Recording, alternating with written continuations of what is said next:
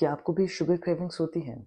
मुझे भी पर्सनली मीठा खाना बहुत पसंद है, लेकिन इसका एक तरीका होता है। अगर हम मिठाई को चीनी ही समझें, उसे ध्यान से देखें, वो मैदा है, वो कैसे बना हुआ है, जब उसकी रियलिटी हमको दिखने लगती है, तो थोड़ा-सा आसान हो जाता है उससे निकलना। हालाँकि उतना भी मुश्किल नहीं है। मैंने खुद ट्राई किया है 7 डेज़ का ज़ीरो शुगर डाइट और उसके बाद सच में इलायची भी बहुत मीठी लगने लगती है।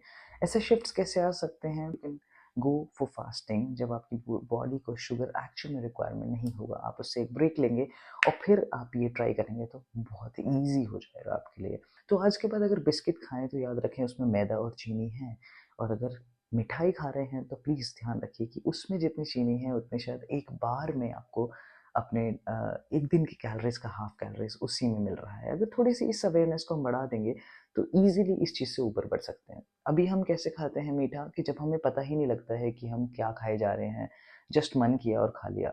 इसलिए हम इसके अंदर ज़्यादा फँसे हुए हैं। जब थोड़ी-सी अवेयरनेस बढ़ जाएगी, तो आसान होगा।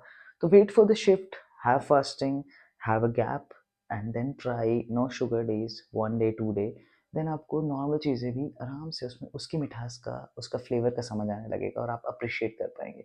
ये सिर्फ़ इसीलिए होता है कि हमारी टेस्ट बड को एक्सट्रीम टेस्ट मिल जाते हैं और धीरे-धीरे उसकी आदत हो जाती है, जिसके चलते हम उसको अप्रिशिएट करना बंद कर देते हैं जो ऑलरेडी एक्जिस्टिंग है। इसीलिए कुछ लोगों को फ्रूट्स भी इतने टेस्टी नहीं लगते हैं, जो नेचुरली बहुत मीठे होते हैं, बट उनकी जगह उनको स्वीट्स ही चाहिए होती है उनकी क्रेविंग को कम करने के लिए। So try this shift, may be that work for you.